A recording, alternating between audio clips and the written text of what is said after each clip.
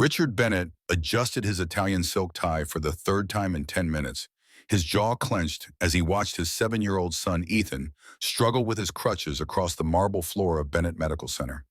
The irony wasn't lost on him, owning the most advanced private medical facility on the East Coast, yet being powerless to help his own child walk normally. Mr. Bennett, the Tokyo investors are waiting in conference room A. His assistant, Jessica, whispered, her voice barely audible in the sterile hallway lined with awards and accolades that suddenly felt meaningless. "Tell them I need 5 more minutes," Richard replied, his steel gray eyes never leaving Ethan as the boy paused to rest his small hands gripping the crutches with determination that both broke and strengthened his father's heart simultaneously. At 47, Richard Bennett had conquered the medical industry through sheer will and brilliant strategy. His salt and pepper hair, precisely cut to frame his angular face, gave him the distinguished appearance of authority. The Patek Philippe watch on his wrist had been a gift to himself when Bennett Medical went public 3 years ago. Everything in his life was measured, controlled, and acquired through careful calculation. Everything except his son's condition. Dr. Lawrence approached with the latest test results, his expression already telegraphing disappointment. The experimental treatment from Switzerland showed no significant improvement. "Richard, I'm afraid we've exhausted most conventional options." Richard's hands curled into fists. 3 years of searching consulting specialists from Harvard to Mayo Clinic, spending millions on cutting-edge treatments, and still his son faced each day with courage that humbled the most powerful CEO in the city. Ethan's condition, a rare neurological disorder affecting his motor skills, had stumped every expert they'd consulted. The boy's mother would have known what to do. Claire had been the real medical genius in the family before the accident took her away from them. "Daddy, can we get lunch at that place with the really good grilled cheese?" Ethan asked, his bright smile masking any frustration he might feel about his limitations. "Of course, buddy. Anything you want," Richard replied, scooping Ethan into his arms, crutches and all. The boy's laughter echoed through the corridor, a sound more precious than any profit margin Richard had ever achieved. As Jessica rescheduled the meeting with the Tokyo investors, Richard carried his son to the black Escalade, waiting at the private entrance. Ethan had discovered Charlie's Diner during one of their medical appointments nearby, and though Richard felt overdressed in his $3,000 suit among the vinyl booths and checkered floors, Ethan's excitement made any discomfort worthwhile. The memory of Claire haunted Richard as he gazed out the window at the Manhattan skyline. She had been everything he wasn't: compassionate, patient-gifted, with an innate understanding of medicine that went beyond textbooks and clinical trials. A pediatric neurologist at the top of her field, she'd been researching treatments for conditions like Ethan's when the car accident stole her from them 3 years ago. The cruel irony that their son developed symptoms of the very condition she had dedicated her life to curing was not lost on Richard. He glanced at his watch, the same one he'd been wearing the night of the accident. He should have been the one driving. He should have been there instead of working late at the office. The weight of that guilt pressed on him daily, pushing him to search relentlessly for a cure for Ethan's condition, as if saving his son could somehow atone for failing to save his wife. 20 minutes later, they arrived at the modest establishment tucked between a laundromat and a hardware store. The contrast between Richard's life of Manhattan penthouses and boardrooms and this small neighborhood diner was stark, but seeing Ethan's eyes light up made it feel like the only place in the world that mattered. A bell jingled as they entered, the aroma of coffee and home cooking filling the air. Richard helped Ethan to a booth by the window, carefully arranging the crutches against the wall. The diner was half full, mostly locals who barely glanced up at the newcomers. "Welcome to Charlie's table for 2. The voice was warm, melodious, with an undertone of intelligence that made Richard look up from helping Ethan with his jacket. Lauren Davis stood before them, order pad in hand, her honey blonde hair pulled back in a simple ponytail. She wore the standard black uniform, but something about her posture suggested she belonged somewhere far more sophisticated than this humble diner. Her emerald eyes held depths that spoke of experiences beyond her apparent 38 years. "Yes, our usual table by the window," Richard replied curtly, already reaching for his phone to check emails. "You must be Ethan," Lauren said, crouching down to the boy's eye level with natural ease. "I've heard you make the best grilled cheese recommendations in the entire city." Ethan giggled, immediately charmed. "Daddy says I'm an expert because I've tried grilled cheese everywhere." "A connoisseur," Lauren said seriously, as if discussing fine wine. That's very impressive. I bet you know exactly how the cheese should melt, don't you? As they walked to the table, Richard noticed Lauren's stride, confident, purposeful, almost clinical. She moved with the precision of someone accustomed to high-pressure environments, not the casual gait he'd expect from a small-town waitress. "Can I help you with those?" Lauren asked Ethan, gesturing to his crutches with matter-of-fact kindness, rather than the awkward pity most adults displayed. "I got it," Ethan said proudly, maneuvering himself into the booth. "I'm getting really fast with these." "I can see that. Your balance and coordination are excellent," Lauren replied, and Richard caught something in her tone. Not just politeness, but genuine professional assessment. "You seem to know a lot about physical therapy for a waitress," Richard said, his voice carrying an edge of suspicion mixed with curiosity. Lauren's expression flickered for just a moment, a shadow passing across her features before she recovered her professional smile. "I've had some experience with mobility challenges," she replied diplomatically. "Now, what can I get you gentlemen today?" As she took their orders, Richard found himself studying her hands. They were soft, well-maintained, with calluses in places that suggested activities more complex than carrying plates. When she wrote their order, her penmanship was precise, almost medical in its clarity. "Daddy, she's really nice," Ethan whispered, after Lauren left for the kitchen. "Yes, she seems adequate," Richard replied, though his attention kept drifting toward the kitchen, where he could see Lauren moving with efficiency that bordered on choreographed. Richard's phone buzzed with an urgent email from Jessica about the rescheduled meeting, but for once he found himself reluctant to dive into work. Something about this diner, about the waitress with the knowing eyes, had triggered his finely tuned instincts for recognizing when things weren't quite what they seemed. When Lauren returned with their food, Ethan was attempting to open a stubborn packet of crackers, his fine motor skills making the simple task frustratingly difficult. Lauren watched for a moment, then sat down beside him. "May I show you a trick?" she asked gently. "Sometimes the angle makes all the difference." She guided Ethan's hands, adjusting his grip with subtle precision that immediately made the task easier. Richard observed the interaction with growing fascination. Lauren's touch was confident, therapeutic, almost like watching a seasoned occupational therapist work with a patient. "There you go. You just needed to engage your thumb muscles differently," Lauren explained, and Richard nearly choked on his coffee. Engage thumb muscles wasn't typical waitress vocabulary. "Are you sure you're just a server here?" Richard asked directly, his businessman's instincts sensing something wasn't adding up. Lauren's cheeks flushed slightly. "I serve food, yes. Is there something wrong with that?" "Nothing wrong with honest work," Richard replied, though his tone suggested he wasn't entirely convinced by her answer. "You just seem to have some interesting skills." "People are full of surprises, Mr. Bennett," Lauren said with a slight smile that could have been interpreted as mysterious or simply polite. The name recognition hit Richard immediately. "I never mentioned my last name." Lauren's eyes widened for just a fraction of a second before she recovered. "You're Richard Bennett. Your picture was in the business section last week. The medical center expansion." She smiled. "Plus, Ethan mentioned you own several hospitals during his grilled cheese expertise consultation." Smooth recovery, Richard thought, but not quite smooth enough. This waitress had just revealed she read business news and retained detailed information about medical facilities. His curiosity was rapidly evolving into genuine intrigue. For the first time since entering the diner, Richard put his phone away and gave Lauren his full attention. "Daddy, can Lauren eat with us?" Ethan asked suddenly. "She knows about thumb muscles, and she likes grilled cheese, too." Richard expected Lauren to politely decline, but she hesitated, glancing around the nearly empty diner. "If your father doesn't mind, I suppose I could take a short break." "Please join us," Richard heard himself saying, surprising himself with the genuine invitation in his voice. As Lauren slid into the booth across from them, Richard noticed the way she automatically assessed Ethan's posture, the subtle adjustments she made to his positioning without drawing attention to it. Every instinct told him this woman was hiding something significant, and Richard Bennett had built his empire by trusting his instincts about people. "So Lauren," he began, leaning back in his seat with the casual confidence of someone accustomed to getting answers. "What brought you to waitressing at Charlie's?"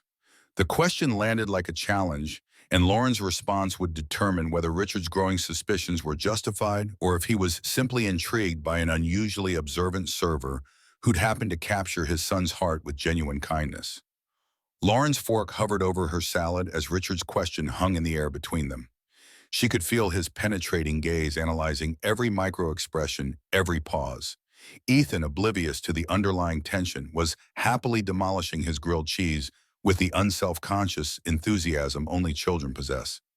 Life doesn't always go according to plan, Lauren replied carefully, taking a measured bite to buy herself time.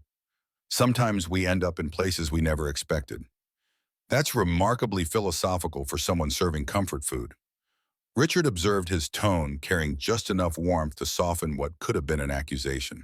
I prefer to think of it as adaptable, Lauren shot back with a slight smile.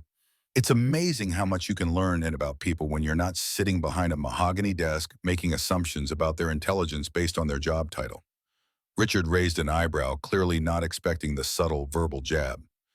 Touché, though I'd argue that curiosity about someone who discusses thumb muscle engagement with 7-year-olds isn't quite the same as making assumptions. Fair point, Lauren conceded, and Ethan looked up from his sandwich, sensing the adult conversation had taken an interesting turn. Are you guys having one of those grown-up discussions where you say one thing but mean something else? Ethan asked with startling perceptiveness. Lauren laughed, a genuine sound that transformed her entire face. Your son is exceptionally bright, Mr. Bennett. He gets it from his mother, Richard replied automatically, then felt the familiar tightness in his chest that always accompanied thoughts of Claire. She'd been gone for 3 years, but the grief still ambushed him at unexpected moments. Lauren noticed the shift immediately. I'm sorry for your loss, she said quietly, with the kind of empathy that suggested personal experience with grief. Richard studied her face, surprised by the genuine understanding he saw there. How did you know I was talking about loss? The way your voice changed, the slight tension in your shoulders. Some things are universal regardless of tax bracket.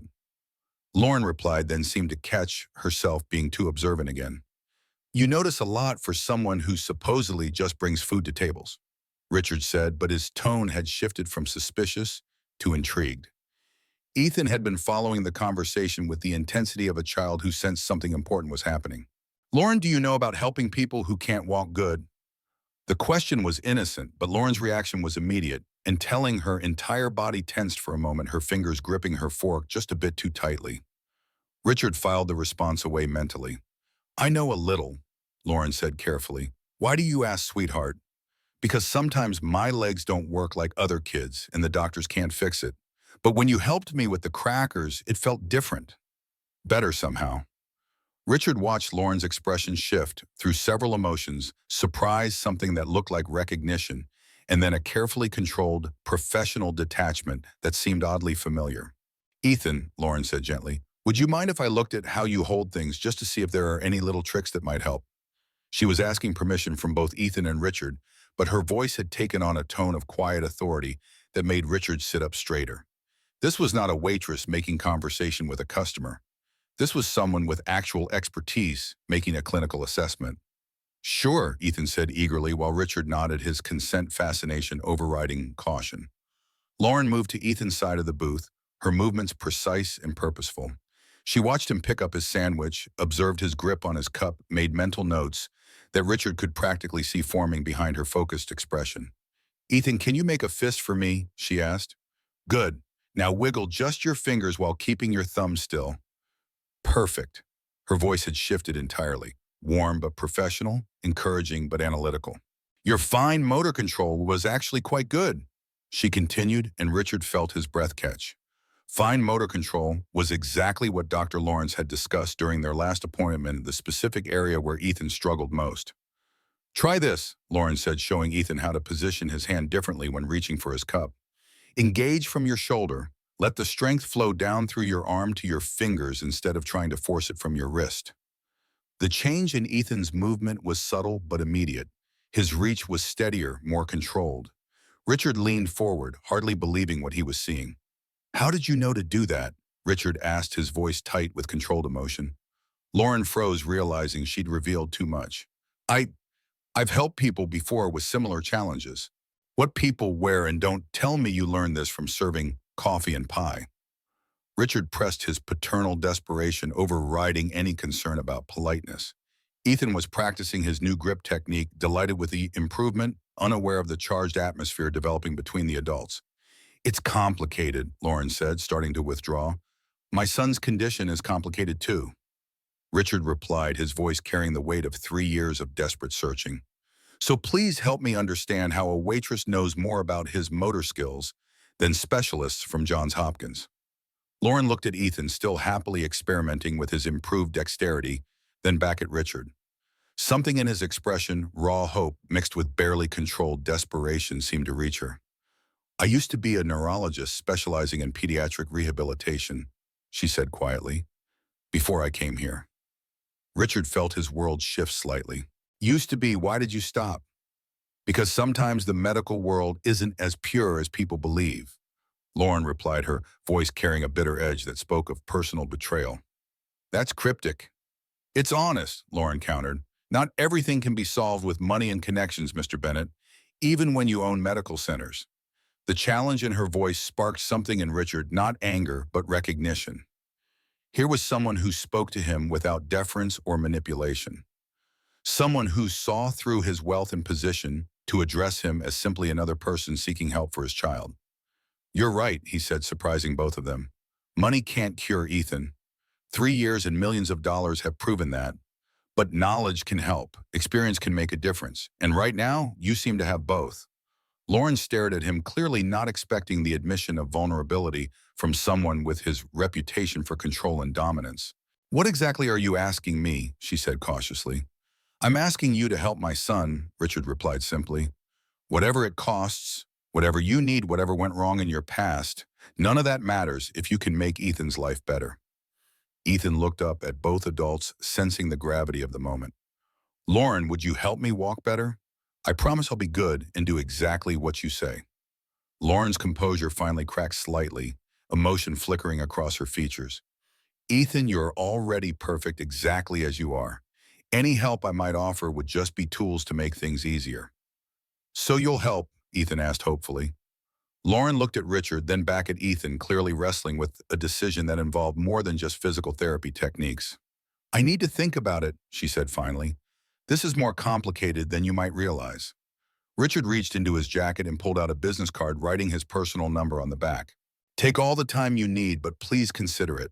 Whatever happened before doesn't have to define what happens next. Lauren took the card, her fingers brushing his briefly. The contact was electric, unexpected, and both of them pulled back slightly in surprise at the jolt of awareness. I should get back to work, Lauren said, her professional mask sliding back into place, but not quite hiding the flush in her cheeks. As she cleared their plates, Richard found himself memorizing details about her, the way she moved, the careful control of her expressions, the obvious intelligence she was trying to downplay. Ethan was already asking when they could come back to see Lauren again. Richard Bennett was accustomed to getting what he wanted through persistence and resources. But something told him that Lauren Davis would require a different approach entirely, one that might challenge everything he thought he knew about himself and what he was willing to sacrifice for the people he loved. That night, after putting Ethan to bed, Richard stood in his penthouse office overlooking Central Park. The city lights twinkled below, a testament to human ingenuity and determination. On his desk sat a framed photo of Claire, her smile radiant as she held a newborn Ethan in her arms. He picked it up, running his thumb along the edge of the frame. What would you make of Lauren Davis? He asked the photograph, his voice soft in the empty room. Claire had always been an excellent judge of character, seeing through facades to the heart of people with an uncanny accuracy. He set the photo down and opened his laptop, tempted to run a background check on Lauren. His finger hovered over the keyboard. No, that wasn't the way to build trust. If she was going to help Ethan, they needed a foundation of respect, not suspicion. He closed the laptop and poured himself a glass of scotch instead. Whatever secrets Lauren was hiding, they were hers to reveal. For now, all that mattered was the way Ethan's face had lit up when she showed him how to hold his cup differently. It was the first genuine hope Richard had felt in 3 years of searching for answers. 3 days passed before Richard received Lauren's call. He was in the middle of a board meeting discussing quarterly projections with investors from 3 different continents when his personal phone buzzed. Seeing an unfamiliar number, he almost ignored it until something made him step out of the conference room. Mr. Bennett, this is Lauren Davis from Charlie's Diner. Her voice was different over the phone, more formal, carefully controlled. Richard felt his pulse quicken unexpectedly. Lauren, I was beginning to wonder if you'd decided against helping Ethan. I've been thinking about it, she replied. A lot. If I agree to work with him, there would need to be conditions. Richard almost smiled. Of course there would be conditions. In his experience, the most valuable people always had non-negotiable terms. I'm listening. First, we do this properly, not as a favor or charity case, but as a professional therapeutic relationship. I'll need to see his complete medical history, consult with his current doctors, and establish a real treatment plan. Done. What else? Second, we work at neutral locations, not your house, not the medical center, somewhere Ethan can feel comfortable and relaxed. Richard paused, intrigued by her insistence on boundaries. Any suggestions? There's a community center about 10 minutes from the diner. They have an excellent physical therapy space that they rent by the hour, clean, well-equipped, but not intimidating. And the third condition, Richard asked, sensing there was more. Lauren hesitated. My past isn't up for discussion. You hired me to help Ethan, not to satisfy your curiosity about why I'm working as a waitress instead of practicing neurology. The slight break in her voice told Richard everything he needed to know. Whatever had driven Lauren from pediatric neurology to serving coffee had been traumatic enough to leave lasting scars. Agreed, he said simply. When can we start? Saturday morning, 9 o'clock. I'll text you the address. Richard hung up feeling a mixture of hope and anticipation that had nothing to do with Ethan's treatment and everything to do with seeing Lauren Davis in her element. The board members were surprised when Richard returned to the meeting with a renewed energy, dispatching complex financial discussions with uncharacteristic brevity. His mind was already planning ahead to Saturday, organizing Ethan's medical records, rearranging his typically packed weekend schedule. For the first time in years, the weight of responsibility felt a little lighter on his shoulders. Saturday morning arrived crisp and clear. Richard had barely slept, alternating between excitement about potential progress for Ethan and an inexplicable nervousness about seeing Lauren again. Ethan, meanwhile, had been talking about nothing but Lauren the helper since they'd left the diner. The community center was modest but well-maintained, housed in a converted warehouse with high ceilings and natural light streaming through skylights. Richard expected to wait to go through typical preliminary discussions, maybe fill out paperwork. Instead, he found Lauren in the physical therapy room wearing black athletic clothing that revealed toned arms and an athletic build that spoke of serious fitness training.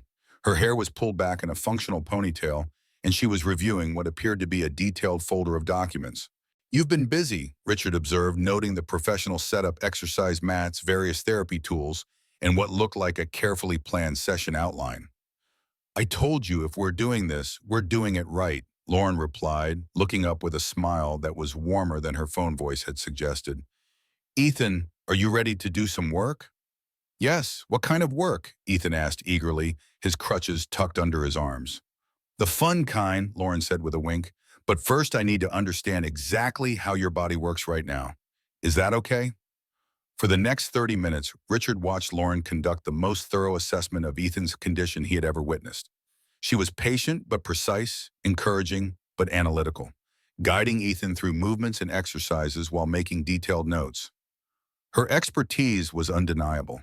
She identified muscle weaknesses and compensatory patterns that previous therapists had missed, asked questions about Ethan's daily activities that revealed insights no doctor had considered, and most remarkably, managed to make the entire evaluation feel like an elaborate game. Ethan, you're doing fantastic, Lauren said as they finished the assessment portion. Now I want to show you something cool. She guided Ethan to a mat and showed him a series of exercises that looked deceptively simple, but were clearly designed to address his specific neurological challenges. What impressed Richard most was how Lauren modified her approach in real-time, reading Ethan's responses and adjusting accordingly. Feel the difference when you engage your core first, Lauren asked as Ethan completed a movement with notably better control than his baseline. Yeah, it's like my whole body works together instead of just my arms, Ethan said, his excitement genuine. Richard felt his throat tighten with emotion. In 30 minutes, Lauren had helped Ethan achieve better motor control than months of conventional therapy. But more than that, she'd given Ethan confidence, made him feel capable rather than limited. Lauren, Richard said during a break while Ethan was getting water, where exactly did you train? This level of expertise doesn't happen overnight. Lauren's expression shifted, the professional mask slipping back into place. I told you my background wasn't up for discussion. Even when it's clearly world-class, Ethan's made more progress in one session than he has in months of traditional therapy. Progress that could disappear if we don't maintain consistency and appropriate boundaries. Lauren replied firmly, but Richard caught the flash of pride in her eyes at his acknowledgement of her skill. Their conversation was interrupted by Ethan's excited voice. "Lauren, watch this!" He was attempting the core engagement exercise on his own, his technique imperfect, but his determination absolute. "Excellent work, Ethan. You're getting the hang of it," Lauren encouraged, then turned back to Richard with a softer expression. "He's remarkable, you know. His neuroplasticity is exceptional for his condition." "Neuroplasticity," Richard repeated. "That's not basic physical therapy terminology." Lauren realized she'd revealed more specialized knowledge and looked away. "I read a lot." "Lauren," Richard said gently, "whatever happened in your past, whatever made you leave medicine, it doesn't change the fact that you have a gift. Ethan responds to you like no other therapist we've worked with. Sometimes gifts come with prices that are too high to pay." Lauren replied quietly, watching Ethan practice his exercises with focused determination. Richard wanted to push for more information, but something in Lauren's tone warned him off. Instead, he said, "What matters is that you're helping him now. Thank you." Lauren looked surprised by his restraint, as if she'd expected more interrogation about her background. "You're welcome. Same time next week." "Absolutely. And Lauren, whatever you used to do, wherever you trained, you're exactly what Ethan needs now." As they packed up to leave, Ethan hugged Lauren goodbye with uninhibited affection. "Lauren, you are the best helper ever.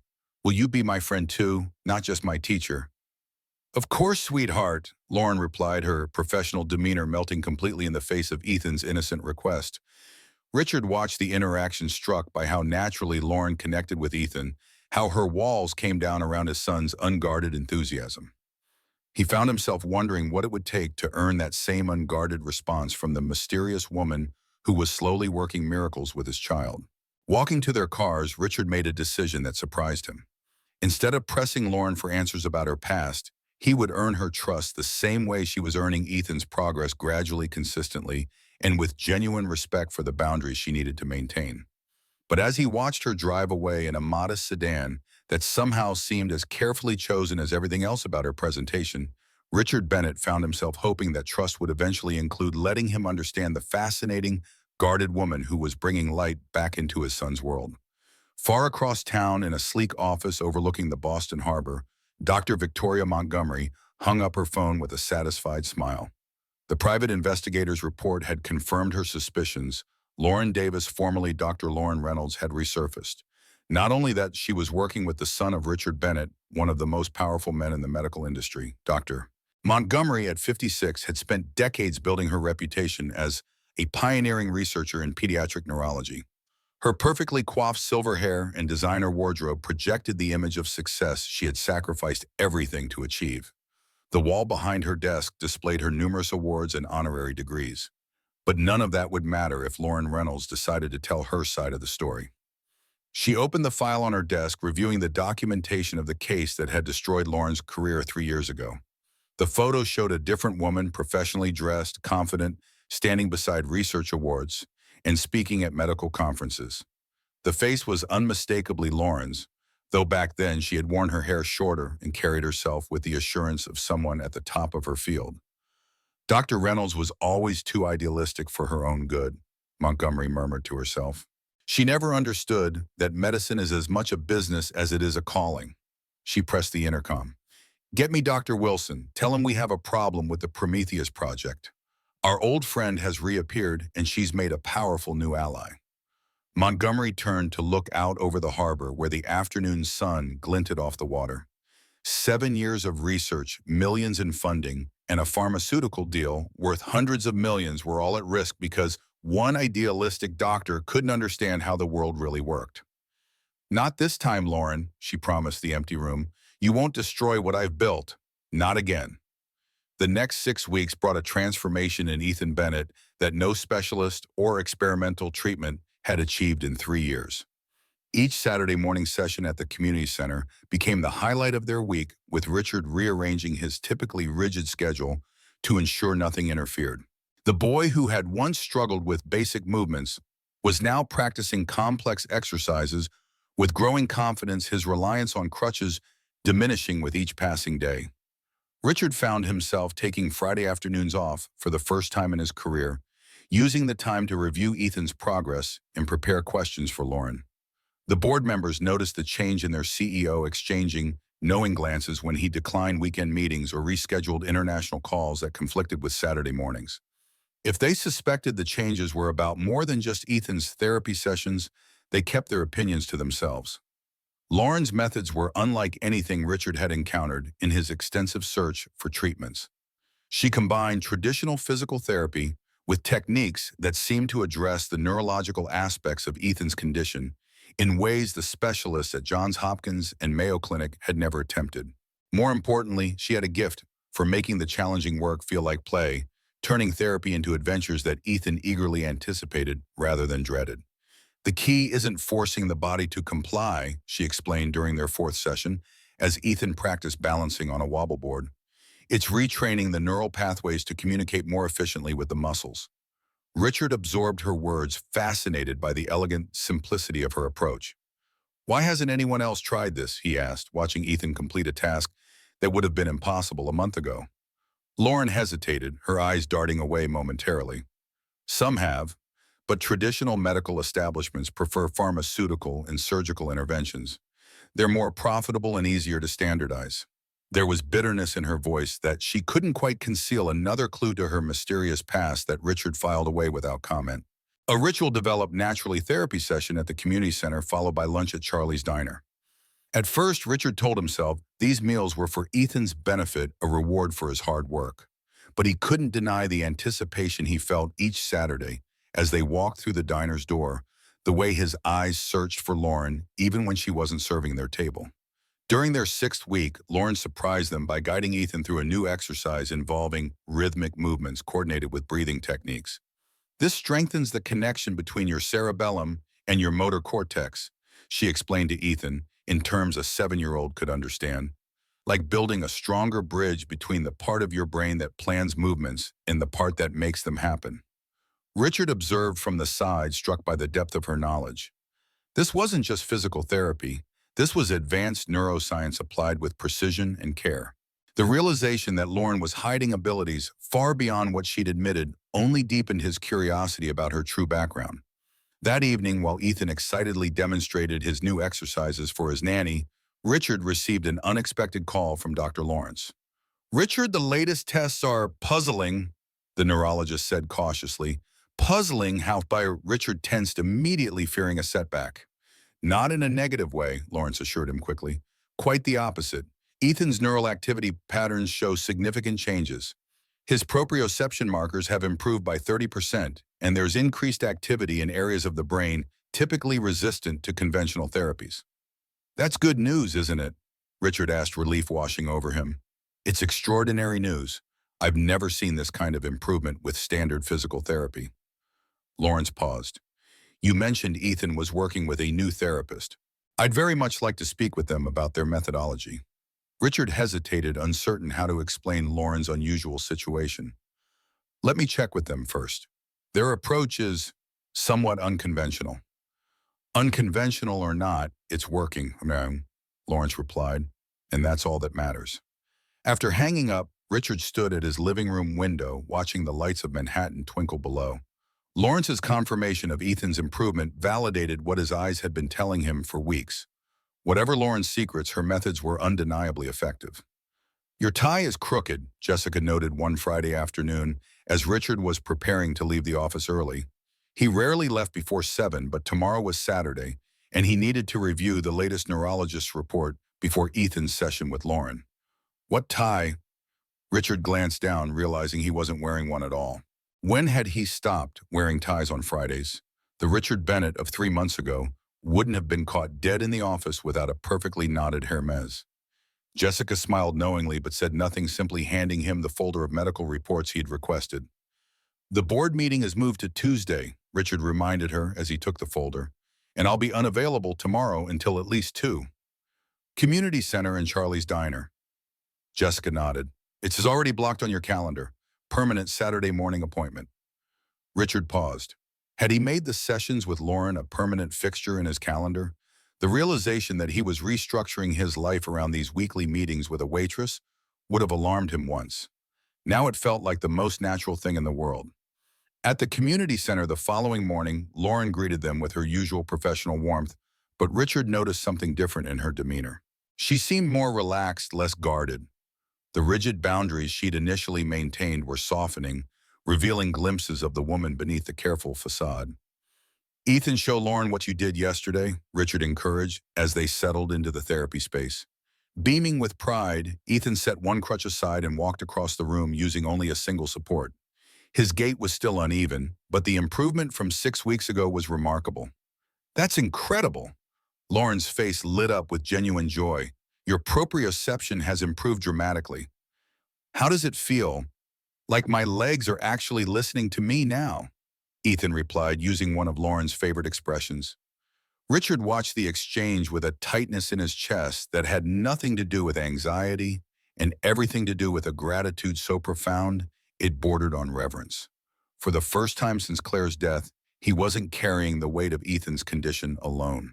For the first time in years, he had hope.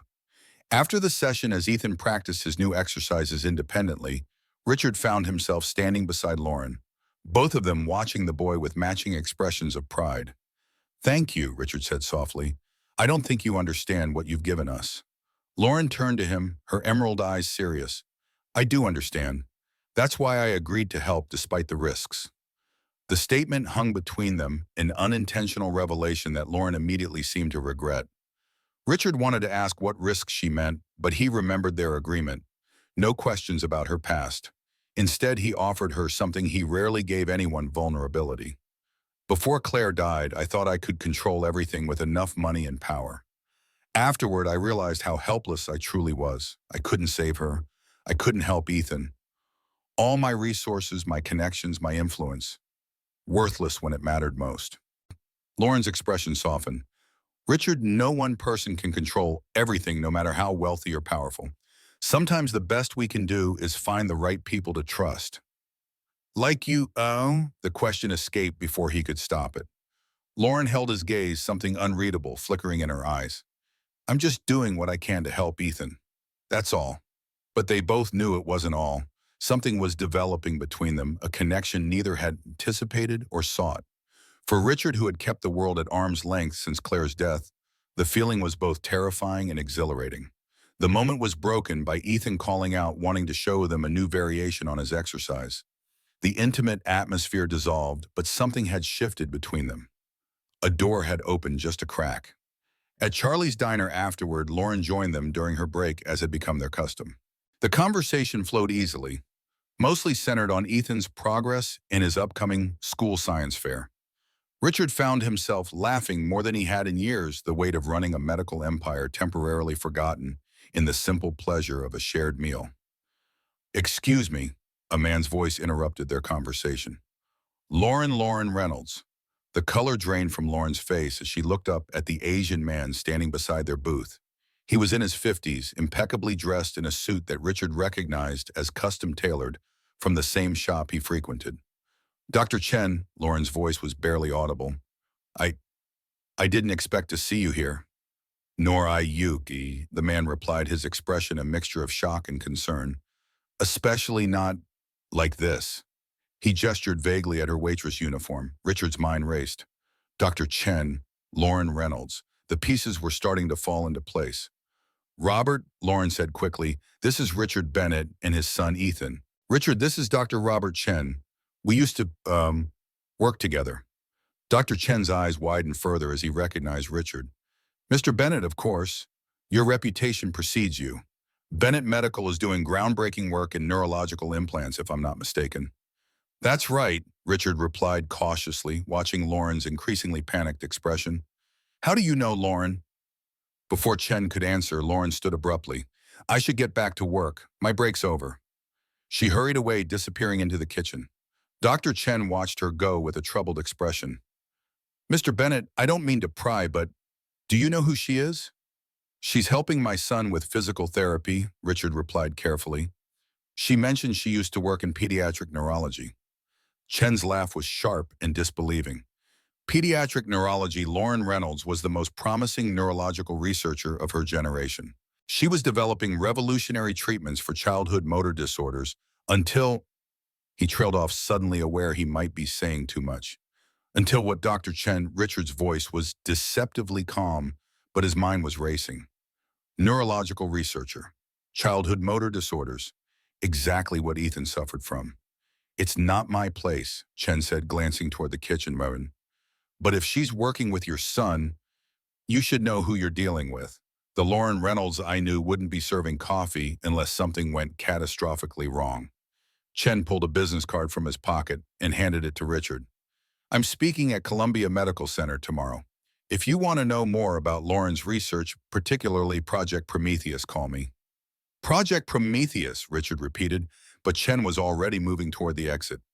Just be careful, Mr. Bennett, Chen said over his shoulder. There are powerful people who wanted Lauren's work buried. For good reason. Daddy, who was that man? Why did he make Lauren upset? Ethan asked after Chen had departed.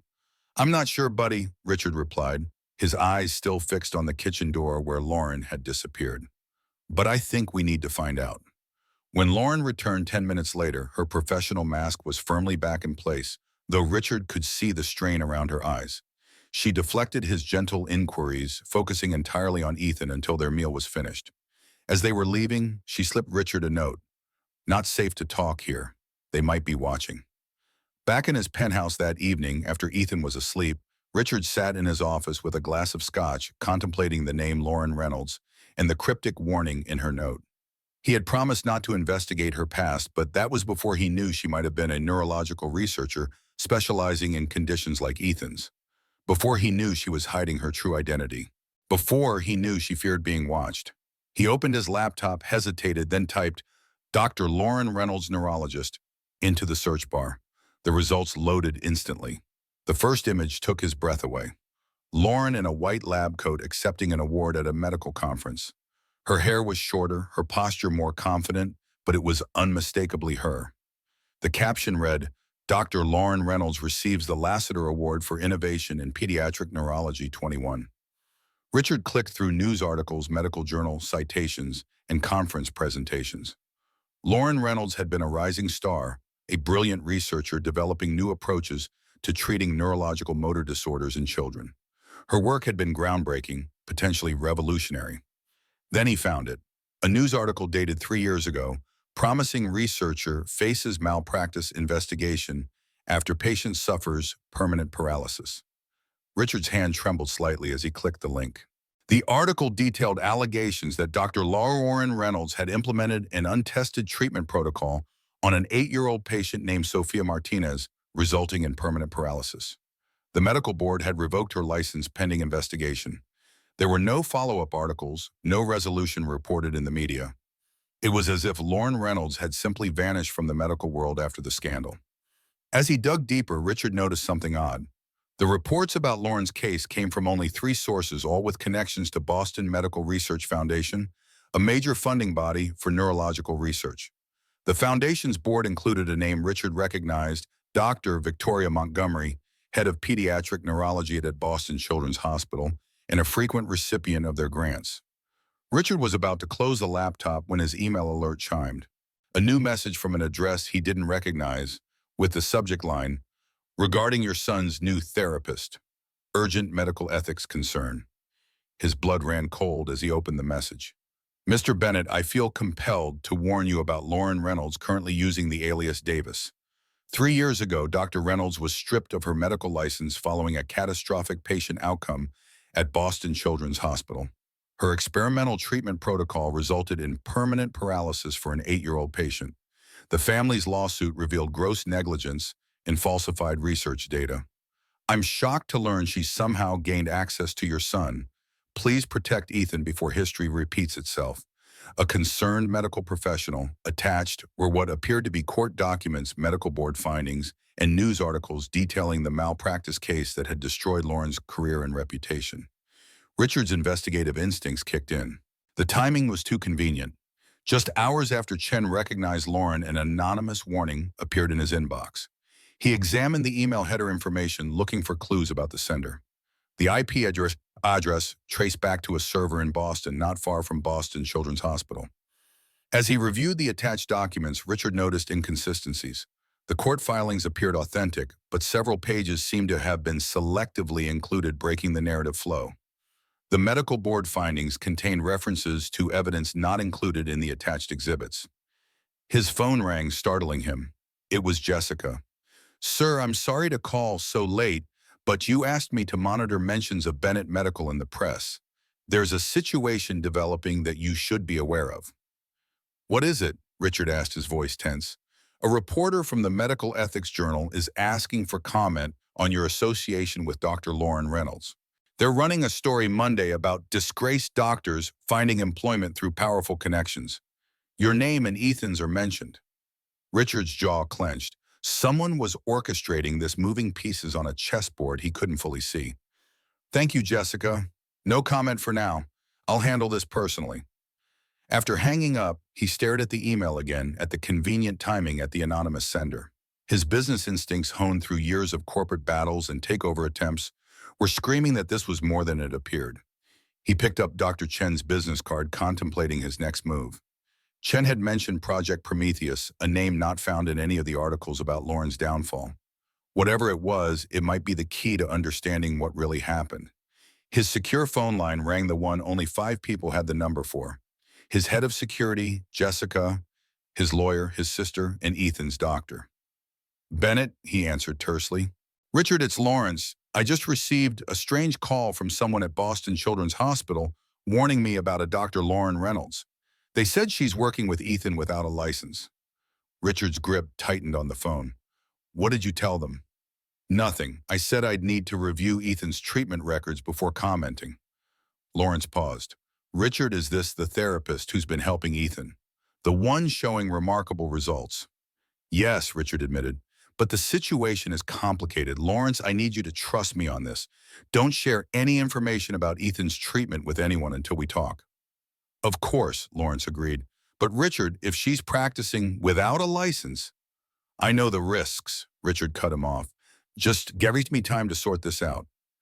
After ending the call, Richard dialed Lauren's number. It rang several times before she answered. "Richard?" Her voice was wary, cautious. "Is everything all right with Ethan?" "No games, Lauren. Or should I call you Dr. Reynolds? We need to talk. Now." The silence stretched so long Richard thought she might have hung up. When she finally spoke, her voice was resigned. "How did you find out?" "That's not important. What matters is that you lied to me. You've been treating my son under false pretenses. You lost your medical license after paralyzing a child with an experimental treatment." "It wasn't like that." Lauren's voice cracked with emotion. "Please let me explain." "I'm listening." Richard's tone was ice cold, but some part of him was desperate to hear an explanation that would make sense, that would allow him to trust her again. "Not over the phone," Lauren insisted. "This isn't a conversation we can have remotely. Meet me at Riverside Park by the 79th Street boat basin." "In an hour." "Fine," Richard agreed, already reaching for his jacket. "But Lauren, if you're not completely honest with me, I'll make sure you never work in medicine again. Officially or unofficially." "I understand," she replied softly. "Just come alone. And Richard, be careful who you trust." The warning lingered in his mind as he rode the elevator down to the garage where his driver waited. Be careful who you trust. The irony wasn't lost on him. "Change of plans, Marcus," he told his driver. "Take me to Riverside Park, 79th Street entrance." "Yes, sir," Marcus replied, but his eyes narrowed slightly in the rearview mirror. "Would you like me to alert security about this unscheduled stop?" Richard considered the request. Standard protocol for late-night deviations from his schedule included notifying his security team. But Lauren's warning about being careful echoed in his mind. "No," he decided. "This is personal. But stay alert." Riverside Park was quiet this late in the evening, the paths illuminated by scattered lampposts. Richard found Lauren sitting on a bench overlooking the Hudson River, her posture rigid with tension. She wore jeans and a simple sweater, her hair loose around her shoulders. Without her waitress uniform or athletic clothes, she looked different, vulnerable. "Thank you for coming," she said as he approached, not turning to look at him. "I'm here for Ethan," Richard replied, remaining standing. "He's made real progress with you. I need to understand if you're a danger to him." Lauren finally turned to face him, her eyes glistening with unshed tears. I would never harm Ethan, or any child. I became a doctor to help children like him. That's all I've ever wanted. Then explain the Martinez case, Richard demanded. Explain how an 8-year-old girl ended up paralyzed under your care. Lauren took a deep breath, steeling herself. Sophia Martinez had the same condition as Ethan, but more advanced. Her parents had tried everything, just like you. They came to me as a last resort because my research showed promise. I developed a protocol that combined neurofeedback techniques with targeted physical therapy. It was working, Richard. For 2 months, Sophia showed remarkable improvement. Then what happened? I was called away for a conference presentation.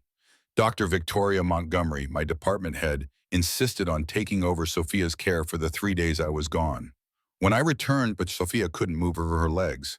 Tests showed damage to her spinal cord that wasn't there before. Richard frowned. You're saying Dr. Montgomery was responsible. I'm saying something happened while I was away.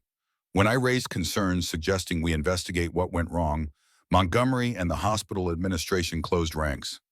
Suddenly, there were records showing I had authorized medication changes that I never approved, documentation of procedures I never performed. That's a serious accusation, Richard said, his business mind analyzing the situation. Why would Montgomery sabotage her own department's success? Lauren's laugh was bitter. 3 days after my license was revoked, Montgomery and 2 colleagues filed patents for treatments nearly identical to my research. A month later, they received a $12 million grant to develop them.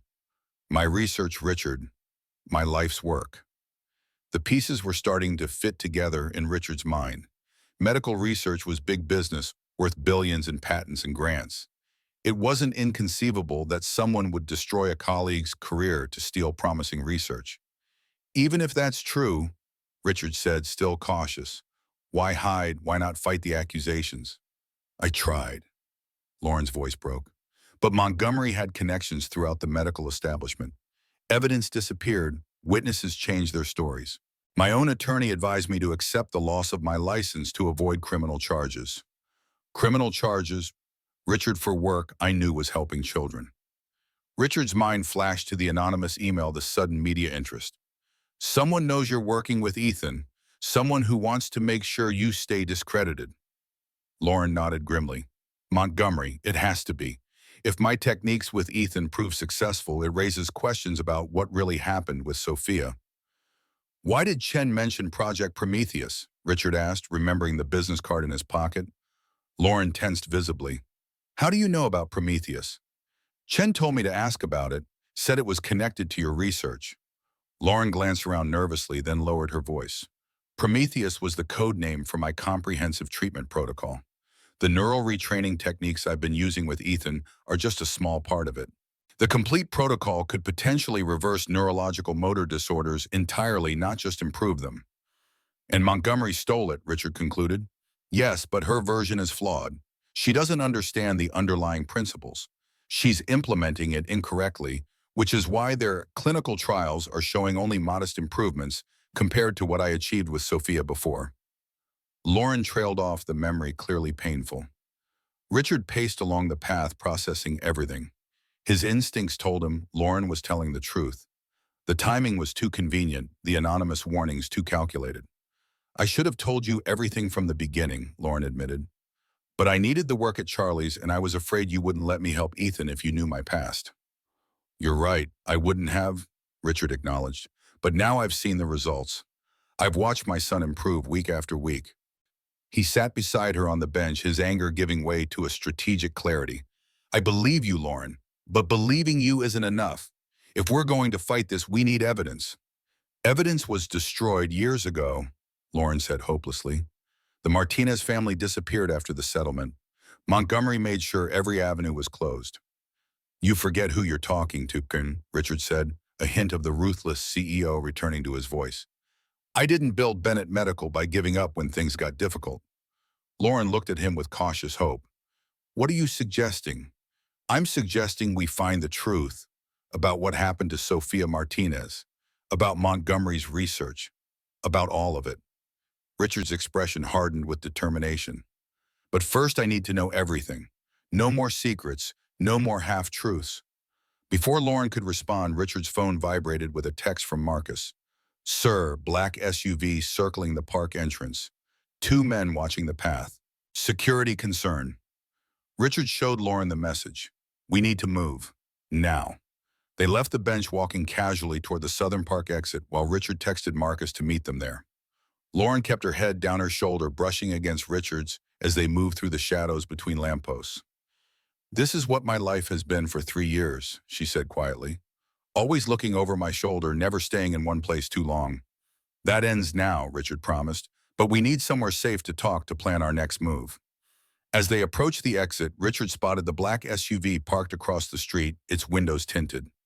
Two men in dark clothing stood nearby, attempting to look casual, but clearly watching the park entrance. My driver is at the south exit, Richard murmured, but we need a diversion.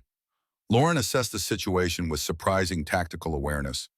There's a group of college students coming up the path behind us. If we join them until we're past the SUV, Richard nodded, impressed by her quick thinking.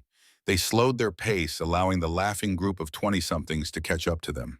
Blending in with the students, they passed the SUV without drawing attention, then quickly broke away toward where Marcus waited with the car. Once safely inside the Bentley, Richard instructed Marcus to take a circuitous route back to his building, watching carefully for any signs of being followed. Who were those men? He asked Lauren. Montgomery employs private security, she replied. Former military, very professional. They're not above intimidation, but they avoid direct confrontation. How would they know we were meeting? Lauren's expression darkened. My phone might be compromised, or someone at the diner overheard us. Montgomery has resources. Richard frowned, realizing how deep this conspiracy might go. We need a secure location to continue this conversation. Your penthouse should be safe, Lauren suggested. High security, limited access. Richard nodded. And I want to hear everything about Project Prometheus. If Montgomery stole your research, there must be a way to prove it. As Marcus navigated the late-night Manhattan traffic, Richard noticed a black sedan 3 cars behind them, matching their turns too precisely to be coincidence. We're being followed, he said quietly to Lauren. She tensed but didn't turn to look. What do we do? Richard pressed the intercom. Marcus, we have a tail. Execute Protocol 3. Without acknowledging the instruction, Marcus made a sudden turn onto a side street, then another following a pre-planned evasion route. The black sedan initially kept pace, but after a series of rapid maneuvers through narrow streets, in a brief stretch going the wrong way down a one-way street, they lost their pursuer. Your driver seems experienced with evasive maneuvers, Lauren observed. Marcus is ex-Secret Service, Richard explained. Part of my security team since Ethan was born. They rode in silence for several minutes until Marcus announced they were clear and proceeding to the penthouse. Richard studied Lauren's profile in the dim light of the car. She was exhausted, the weight of 3 years on the run, evident in the lines around her eyes. Yet there was a resilience to her that he admired, a determination that matched his own. Lauren, he said softly, whatever happens next, you're not alone in this anymore. She turned to him, surprise and something deeper flickering across her face. Why would you risk everything for someone you barely know? Your reputation, your company, possibly even your safety. Richard thought about Ethan's improving condition, about the light returning to his son's eyes, about the way Lauren had given them both hope when hope seemed lost. Because some things are worth fighting for, he said simply. Back at Richard's penthouse, after checking on a sleeping Ethan, they sat in his home office plotting strategy. Lauren had been hesitant to come to his home at first, but Richard insisted they needed privacy to discuss their approach. Tell me everything you remember about Sofia Martinez's case, Richard said, opening a notebook. Every detail, no matter how small. Lauren closed her eyes, accessing memories she'd tried to suppress for 3 years. Sofia was 8, Colombian American, referred to me by Dr. Patel at NYU after conventional treatments failed. Initial assessment showed severe motor impairment, similar to Ethan, but more advanced. Parents' names, Richard asked, taking notes. Maria and Carlos Martinez. They were desperate, willing to try anything.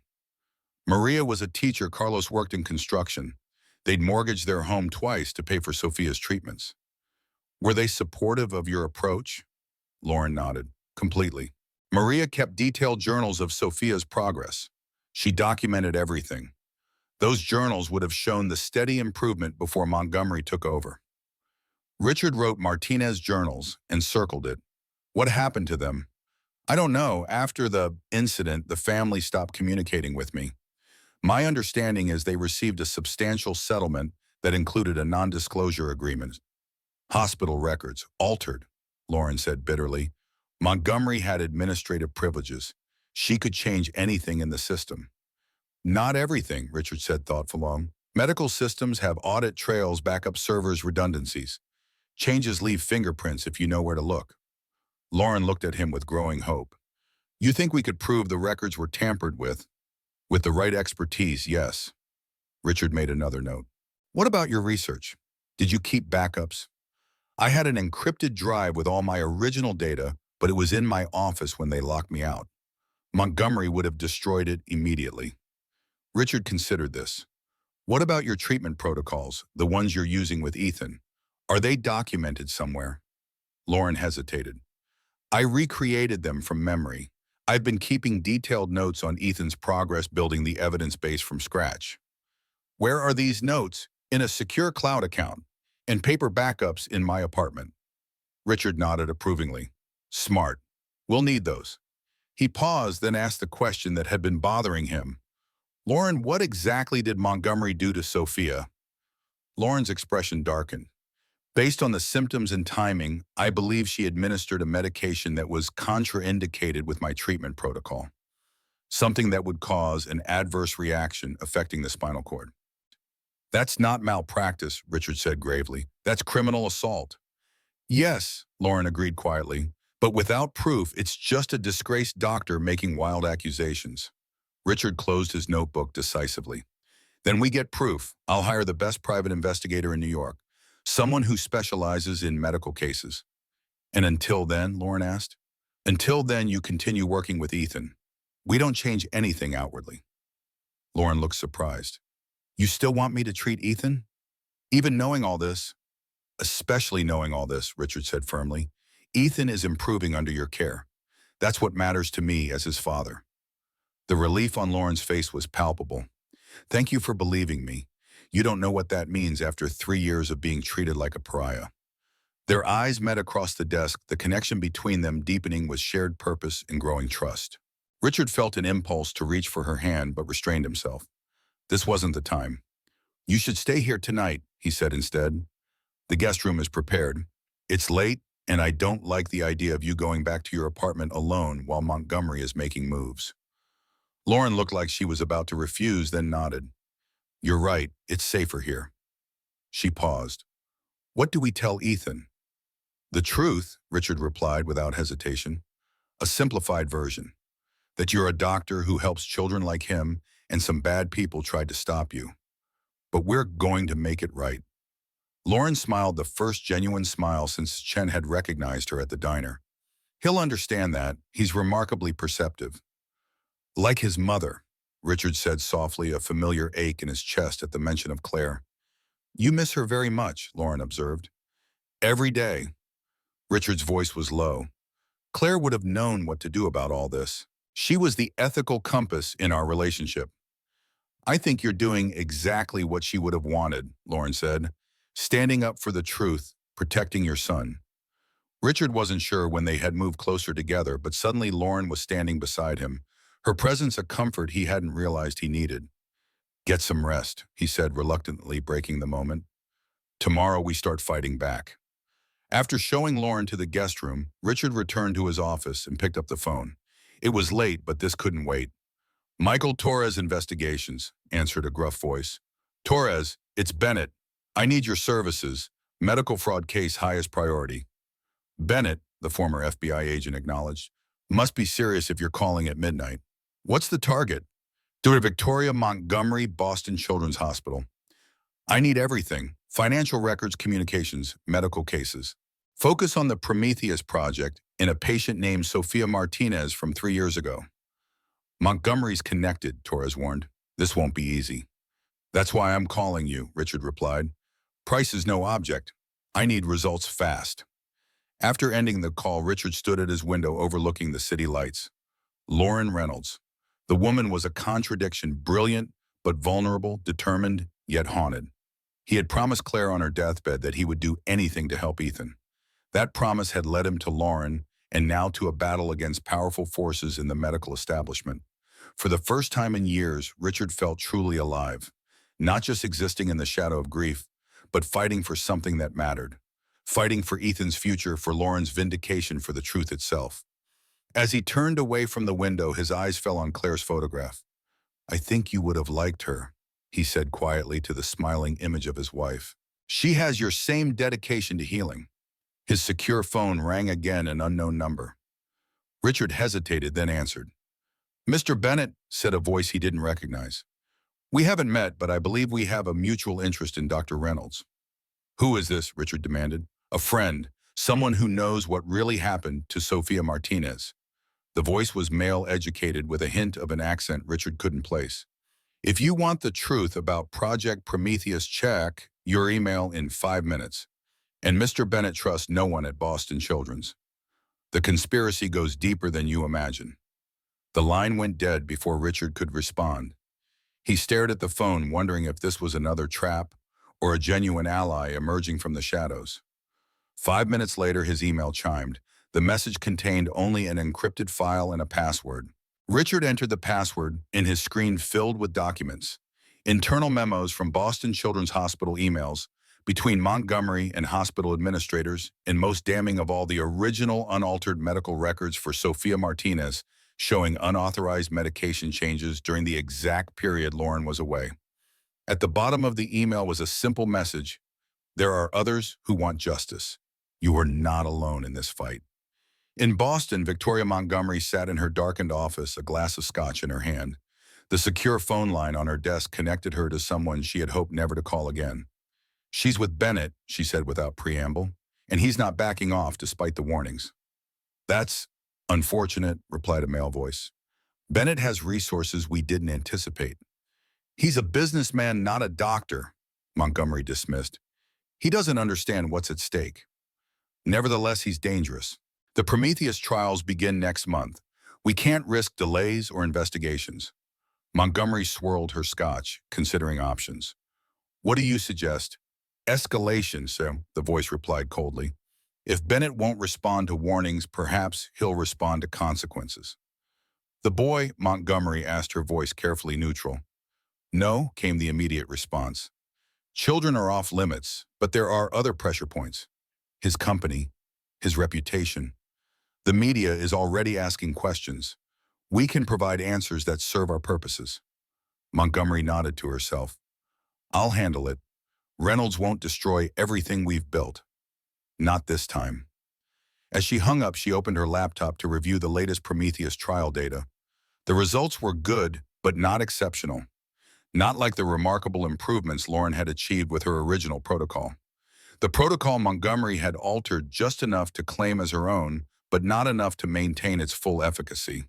"You should have taken the money and disappeared, Lauren," she murmured to the empty room. "Some fights aren't worth the cost of winning." Her phone buzzed with a text message. "Security team lost Bennett and Reynolds at Riverside Park. They returned to his penthouse." Montgomery frowned. Bennett was proving more resourceful than expected. She typed a response. "Implement Plan B. Full media exposure tomorrow."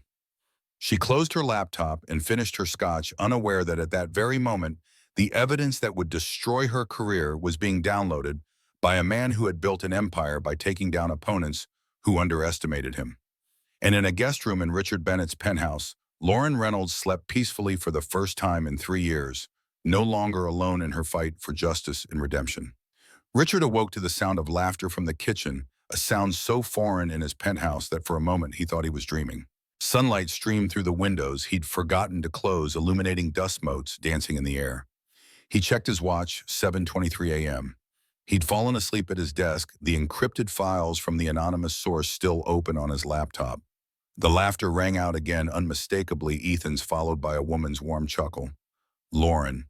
The events of the previous night came rushing back, the revelation about her true identity, the confrontation at Riverside Park, the mysterious files that might hold the key to clearing her name. Richard straightened his rumpled shirt and made his way to the kitchen, where he found an unexpected domestic scene. Lauren, still in yesterday's clothes, but with her hair pulled back in a neat ponytail, was teaching Ethan how to flip pancakes. His son, wearing pajamas and an oversized apron, was giggling as batter splattered across the counter. "Daddy," Ethan exclaimed upon seeing him. "Lauren's making breakfast. Did you know she can cook too? She says it's just chemistry in the kitchen." "Good morning," Lauren said, a hint of uncertainty in her eyes as she gauged Richard's reaction to finding her so at home in his kitchen. "I hope you don't mind. Ethan was up early and he was hungry." "I don't mind at all," Richard replied, surprised by how much he meant it. The sight of them together, comfortable and happy, stirred something long dormant in his chest. "It smells wonderful." "Lauren says she's actually a doctor, not just a helper," Ethan announced, carefully flipping another pancake, "and that some mean people tried to stop her from helping kids like me." Richard shot Lauren a questioning look. She shrugged apologetically. "He asked why I was here so early. I told him the truth like we discussed." "And what do you think about that buddy?" Richard asked his son cautiously. Ethan considered the question with the serious expression he reserved for important matters. "I think those people are stupid. Lauren's the best doctor ever. She's helping me walk better when nobody else could." The simple logic of a child, Richard thought. If only the medical board could see Lauren's work through Ethan's eyes. "I also promised him," Lauren added, lowering her voice, "that no matter what happens with those mean people, I'll keep helping him, even if I can't be his official doctor." The implied question in her statement was clear. Was Richard still committed to their fight after a night to reconsider? Or would he take the safer path, distancing himself and Ethan from the controversy? "Lauren showed me the exercises we're going to do today," Ethan continued excitedly. "She says I might be ready to try walking without any crutches soon." Richard felt his resolve hardening. Whatever risks lay ahead, he couldn't deny his son this chance. Not when Ethan was making progress that 3 years of conventional treatment had failed to achieve. "That's fantastic, buddy," he said, ruffling Ethan's hair. Then, meeting Lauren's eyes with deliberate certainty, he added, "And don't worry about those mean people. Your dad is pretty good at dealing with bullies." The relief on Lauren's face was palpable, her shoulders relaxing as she turned back to the stove. "Pancakes are ready. Who's hungry?" Over breakfast, Richard shared a simplified version of their plan with Ethan. They would be helping Lauren prove she was a good doctor, which meant she might need to stay with them sometimes for safety. Ethan accepted this news with enthusiasm, already planning to show Lauren his extensive toy collection and video games. When Ethan left to get dressed, Richard lowered his voice. "I found something last night, after you went to bed." Lauren's fork paused midway to her mouth. "What kind of something?" "Someone sent me files, medical records, internal memos from Boston Children's Hospital, evidence that supports your version of events." Richard studied her reaction carefully. "The records show medication changes for Sophia Martinez during the exact period you were away. Changes authorized under your credentials but implemented by Montgomery." Lauren's hand trembled, sending her fork clattering to the plate. That's impossible. Those records were altered years ago. I tried to access them myself and was told they'd been purged from the system." "Apparently someone preserved the originals," Richard replied. "Someone who wants to see Montgomery exposed as much as we do." "Who?" "I don't know. The message was anonymous." Richard described the cryptic phone call and subsequent email. "Whoever it is has inside access to Boston Children's systems." Lauren's mind raced visibly. It could be Dr. Wilson. He was always uncomfortable with how things were handled. Or maybe Nurse Jenkins from neurology. She knew I wouldn't have ordered those medications. Whoever it is, they've given us a starting point. Richard reached across the table, covering her hand with his. "Lauren, this is real evidence. With this and Torres's investigation, we might have enough to approach the medical board for a review of your case." Hope flickered in Lauren's eyes, quickly tempered by caution born of years of disappointment. "Montgomery has powerful friends on the board. They'll try to discredit the evidence. Then we build a case so strong they can't ignore it." Richard's phone vibrated with an incoming call. "Speaking of which, that's probably Torres now." But it wasn't Torres. It was Jessica, her voice tense with unusual urgency. "Sir, I think you should turn on the new Channel 4. Richard activated the kitchen television with a remote, and Lauren gasped as her own face appeared on screen. It was her professional headshot from Boston Children's Hospital, side by side, with a current image clearly taken outside Charlie's diner. The headline banner read, "Disgraced doctor treating millionaire son without license. Montgomery moved faster than we anticipated," Richard said grimly as the reporter detailed allegations that Lauren Reynolds, stripped of her medical license after a botched experimental treatment, was now providing unauthorized medical care to the son of Richard Bennett, CEO of Bennett Medical. This is Channel 4's exclusive interview with Dr. Victoria Montgomery, head of pediatric neurology at Boston Children's Hospital, the reporter announced. Montgomery appeared on screen, the perfect picture of professional concern, in her white coat with a stethoscope draped around her neck. Her silver hair was immaculately styled, her expression one of practiced compassion. "I felt ethically obligated to come forward," she told the reporter. "When I learned that Lauren Reynolds was treating a vulnerable child without licensing or oversight, I couldn't remain silent. The safety of that child has to be the priority." "Dr. Montgomery," the reporter asked, "you were Dr. Reynolds' supervisor when the Martinez incident occurred. Can you tell us what happened?" Montgomery's expression shifted to somber regret. Lauren was a gifted researcher, but she became obsessed with proving her theories at any cost. She implemented an experimental protocol without proper testing or authorization.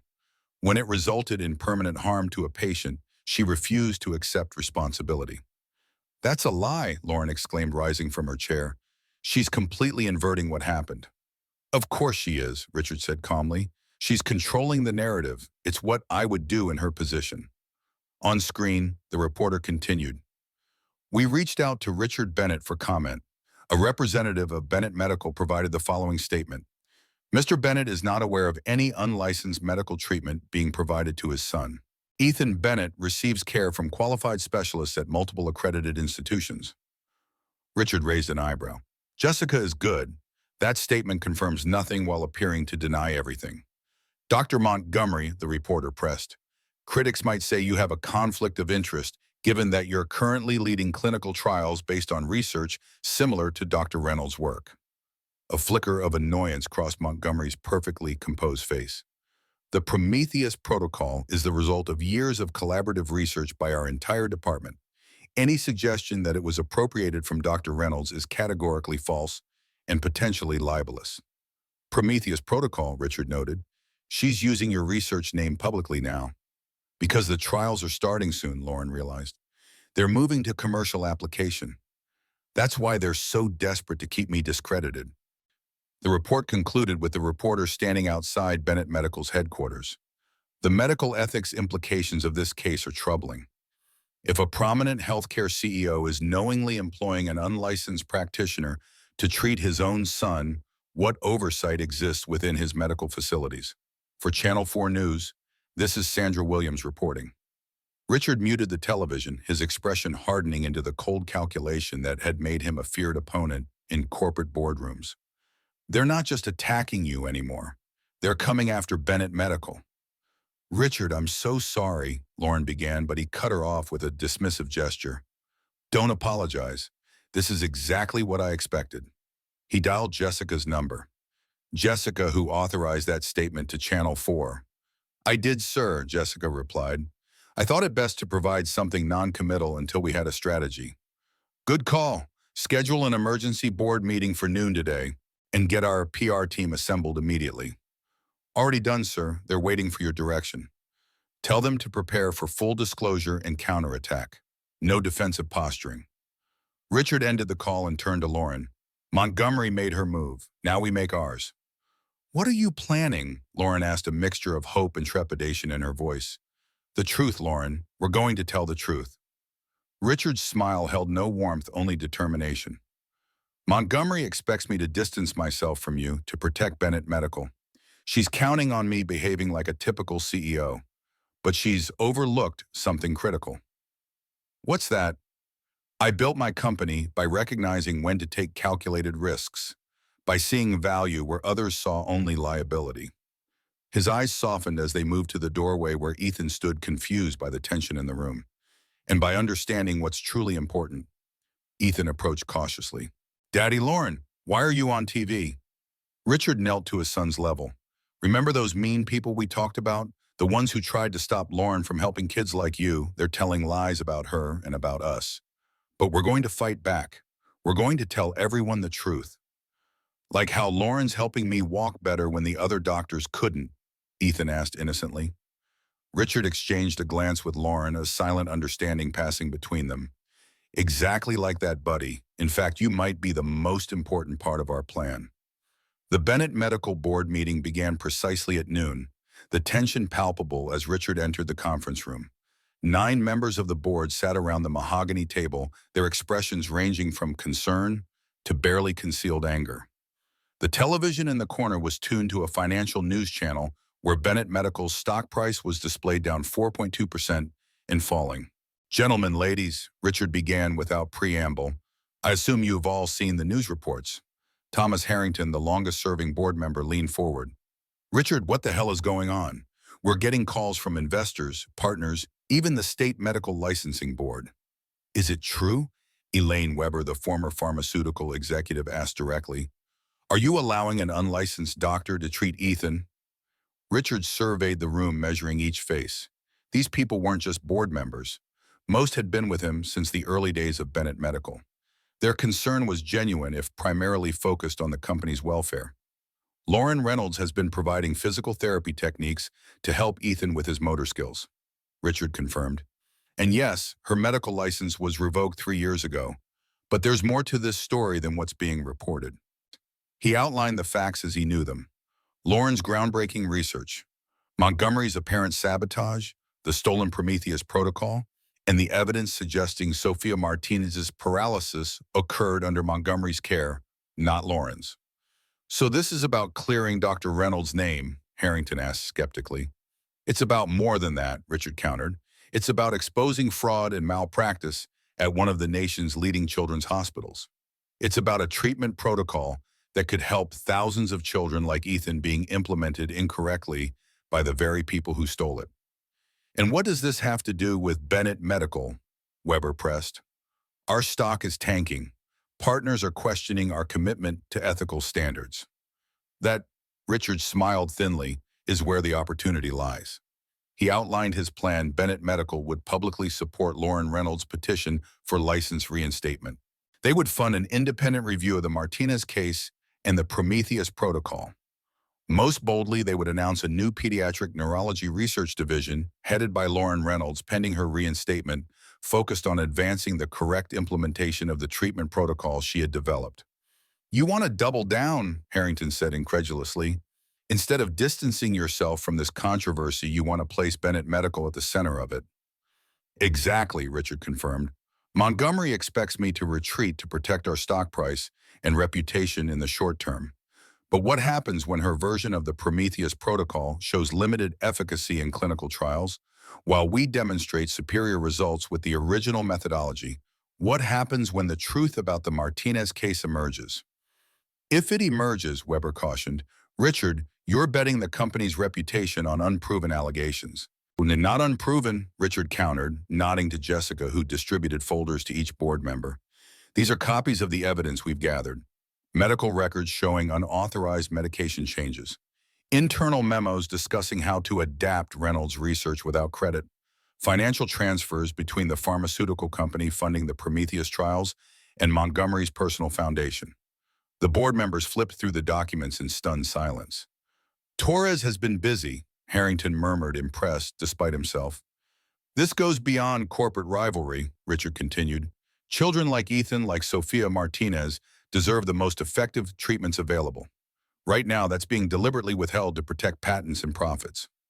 It's still a massive risk, Weber insisted.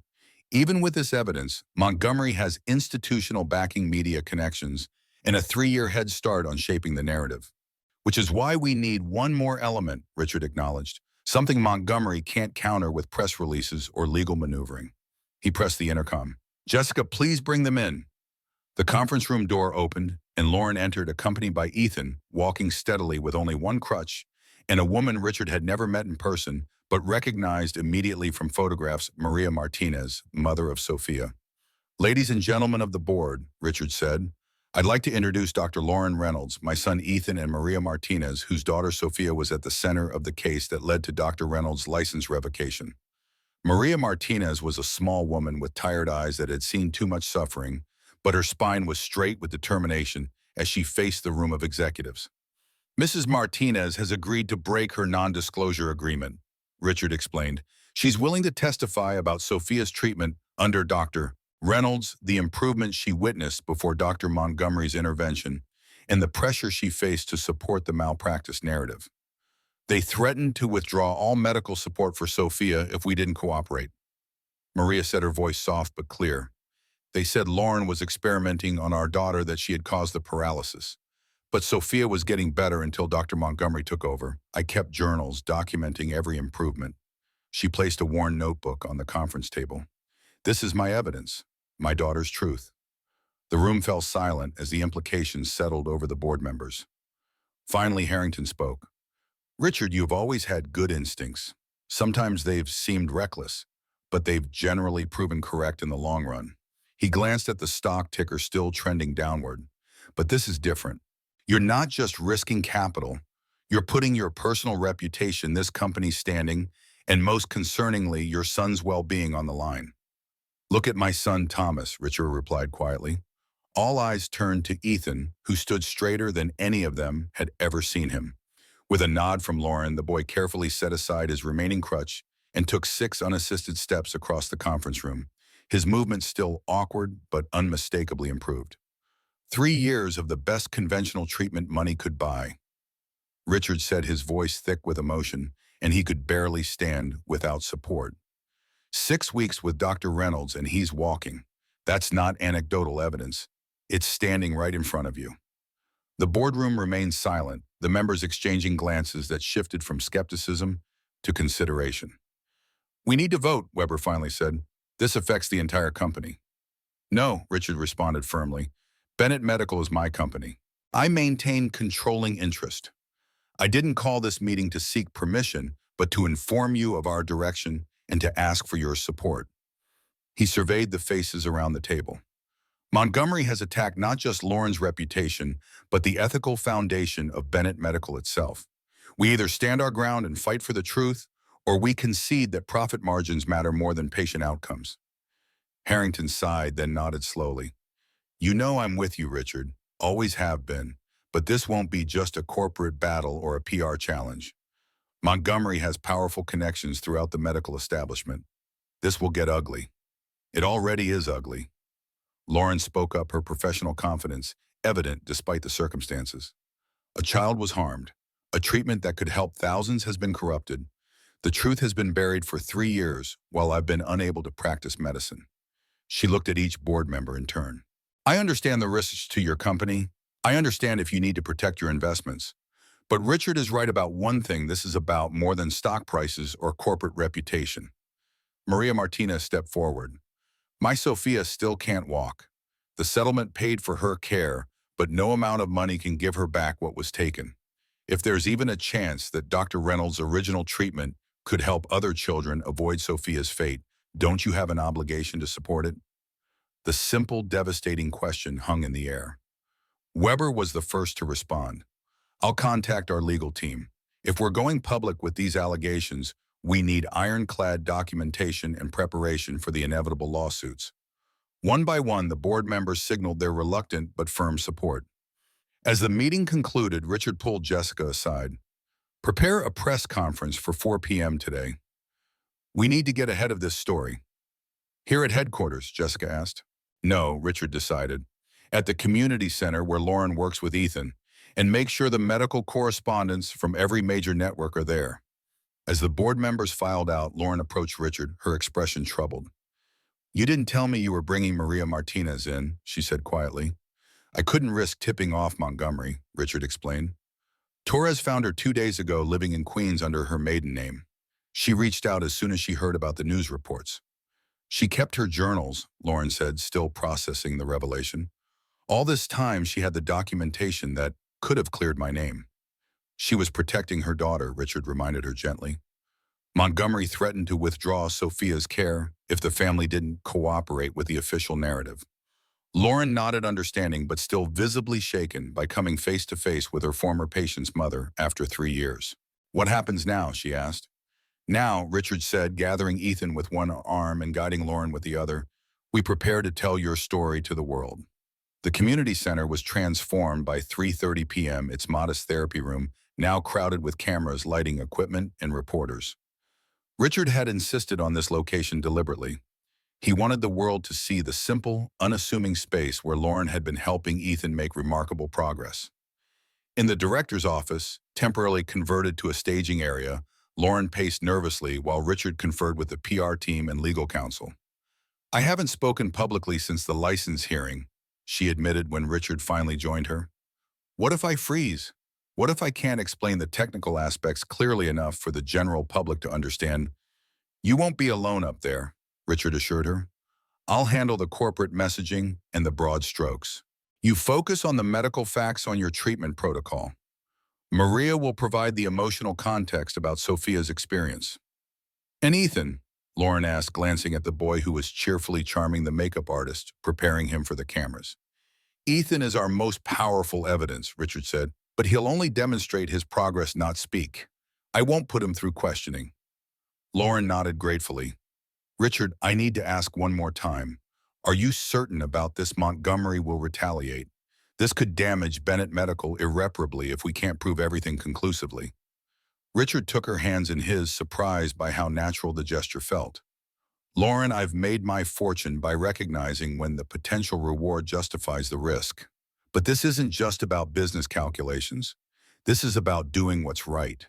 For Ethan, for Sophia, for all the children who could benefit from your work. Their eyes held for a long moment, the connection between them deepening beyond professional alliance or even friendship. In the crucible of crisis, something more profound was taking shape. The moment was broken by Jessica's discreet knock. 5 minutes, sir. The networks are all live. Richard squeezed Lauren's hands once more before releasing them. Ready to change the world, Dr. Reynolds. For the first time since he'd known her, Lauren's smile held no reservation, no shadow of past trauma. More than ready, Mr. Bennett. The press conference began precisely at 4 p.m., with Richard stepping to the podium as cameras flashed and reporters called questions. He raised his hands for silence, his commanding presence instantly controlling the room. Thank you for coming on such short notice.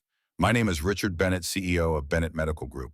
I'm here today to address the allegations made this morning regarding my son's care and to share important information about a matter of significant public health interest. He proceeded with a measured factual account of how he had met Lauren at Charlie's Diner, her work with Ethan, and the gradual revelation of her true background. He neither sensationalized nor minimized the controversy, instead presenting it as what it was, a complex case of alleged medical misconduct, research theft, and institutional cover-up. Rather than respond to these allegations defensively or retreat behind corporate statements, I believe the public deserves full transparency. To that end, I've invited 3 people to speak today who can provide firsthand perspectives on what has become known as the Martinez case and the Prometheus Protocol. He introduced Lauren first, who approached the podium with the dignified professionalism that had once made her a rising star in her field. Despite her initial nervousness, she delivered a clear, compelling explanation of her research, the original Prometheus Protocol, and the specific ways in which the version now being prepared for clinical trials had been altered from her design.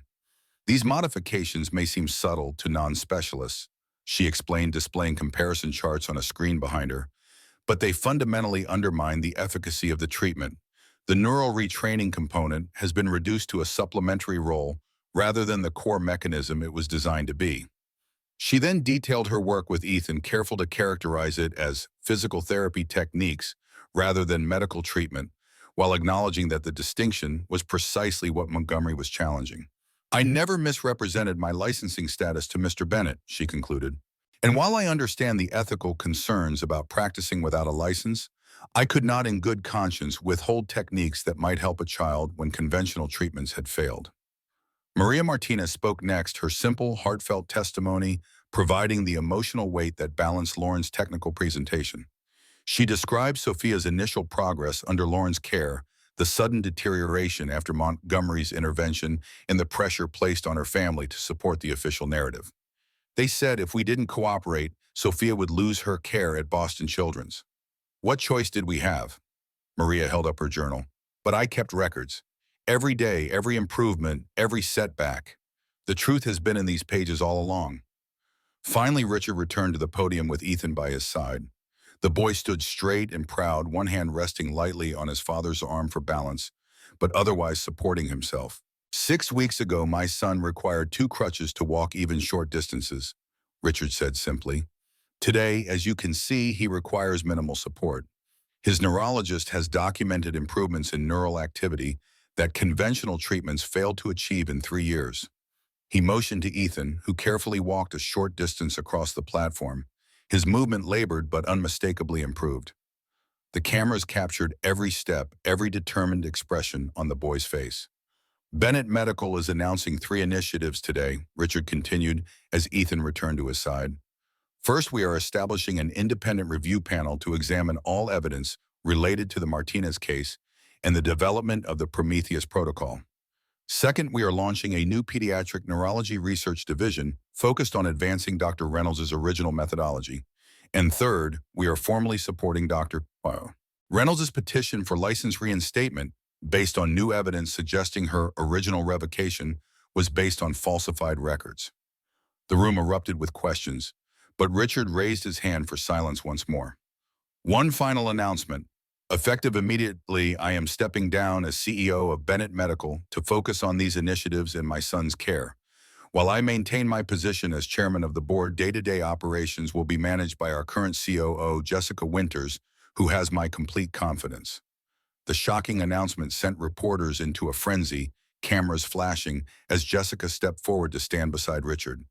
Lauren's stunned expression matched those of the journalists. This decision, Richard continued over the commotion, reflects my personal commitment to seeing this matter through to its conclusion. It also ensures that Bennett Medical can continue its vital work without the distraction of what will undoubtedly be a challenging legal and public relations battle. He looked directly into the cameras, his expression resolute. Dr. Montgomery, if you're watching this, I want you to understand something clearly. This isn't just a corporate maneuver or a PR strategy. This is a father's promise to his son, a chairman's commitment to medical ethics, and a man's dedication to seeing justice done, regardless of the personal cost. The press conference concluded with the 4 of them, Richard, Lauren, Ethan, and Maria, standing together as questions flew from all directions.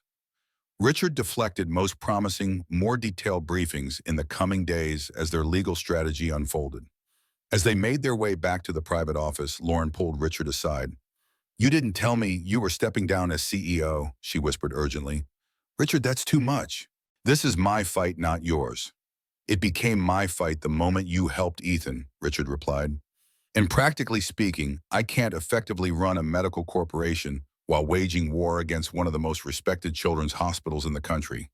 This way, Bennett Medical is insulated from the worst of the fallout." "But your career is exactly where it should be," Richard interrupted gently. "For the first time in years, I'm fighting for something that matters more than quarterly projections or stock valuations." Before Lauren could respond, Jessica approached with a tablet displaying breaking news alerts. "It's already making headlines everywhere," she reported. "Medical CEO steps down to fight for disgraced doctor's redemption." The markets are reacting. Bennett Medical stock dropped sharply, then rebounded. Investors are uncertain how to interpret the move. "And Boston Children's?" Richard asked. "No official statement yet, but sources report Dr. Montgomery has called an emergency meeting with hospital administration and legal counsel."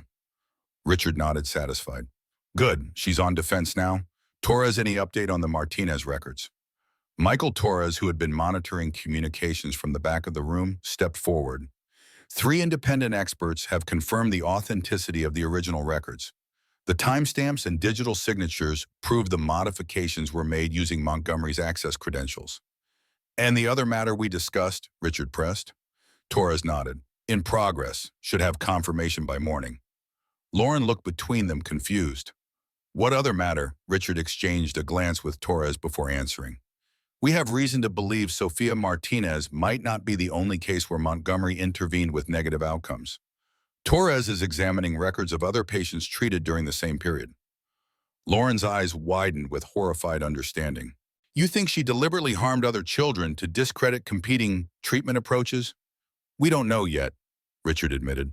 But if Montgomery was willing to paralyze one child to steal your research, it stands to reason she might have established a pattern.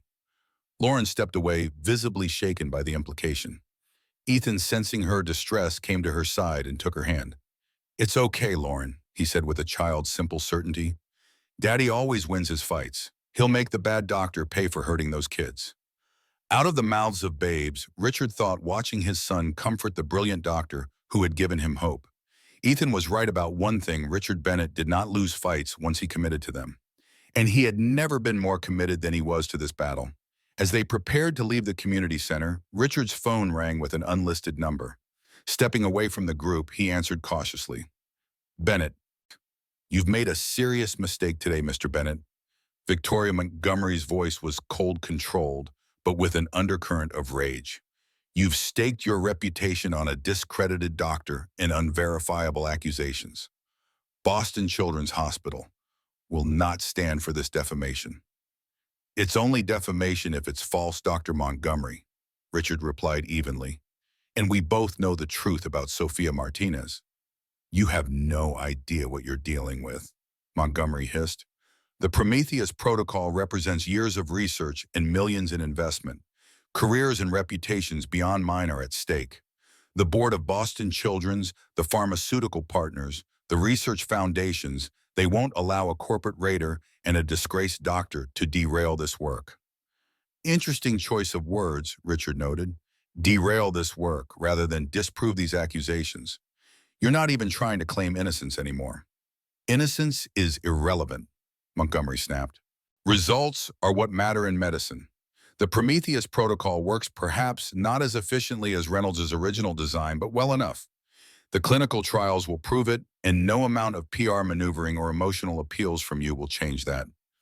Then why are you calling Dr. Montgomery if you're so confident in your position? Why bother with threats? A pause, then Montgomery's voice dropped lower. Because I'm offering you one last chance to minimize the damage. Withdraw your accusations. Issue a statement clarifying that you misspoke under emotional duress. Return to running your company and let Reynolds fade back into obscurity. And if I refuse, then prepare yourself for scrutiny like you've never experienced. Your business practices, your personal life, your son's medical care, everything will be examined in excruciating detail. And Lauren Reynolds will never practice medicine again, not even unofficially. I'll make certain of it. Richard smiled, though Montgomery couldn't see it. Thank you for that, doctor. It's always useful to have threats recorded for later legal proceedings. He ended the call before she could respond, turning to find Lauren watching him with concern. Montgomery, she asked unnecessarily. Richard nodded, threatening the full weight of Boston Children's and their pharmaceutical partners if we don't back down. Will you? Lauren asked quietly. Back down? No one would blame you after those threats. Richard looked at his son chatting animatedly with Maria Martinez about her daughter Sophia, then back to Lauren, the woman whose brilliance and dedication had accomplished what millions of dollars in conventional treatment could not. 3 months ago, I might have, he admitted. I would have calculated the costs and benefits, determined that the fight wasn't worth the potential damage, and found a graceful way to retreat. And now, Lauren prompted, when he fell silent. Richard reached for her hand, holding it firmly in his. Now I understand what Claire always tried to tell me, that some battles are worth fighting regardless of the cost. That true healing isn't measured in stock prices or corporate expansion. His eyes found Ethan again. That a father's most important responsibility isn't providing wealth or status, but standing for what's right, especially when it's difficult. Lauren's fingers tightened around his, her emerald eyes bright with emotion. We might lose Richard. Montgomery has powerful allies, institutional backing. Maybe, Richard acknowledged. But here's what Montgomery doesn't understand about me. I didn't build Bennett Medical by avoiding fights I might lose. I built it by recognizing which battles are worth every resource I possess. He smiled, a genuine expression that transformed his usually serious face. And Lauren, I've never been more certain of anything in my life than I am about this one. As they joined Ethan and Maria, preparing to face the cameras and reporters still gathered outside, Richard felt a sense of purpose and clarity that had been missing since Claire's death. Montgomery had made a critical error in her calculations. She had assumed Richard Bennett would respond as a CEO, protecting a corporation, not as a father defending his son's future, or a man standing beside a woman he was growing to care for deeply. It was a mistake she would soon regret.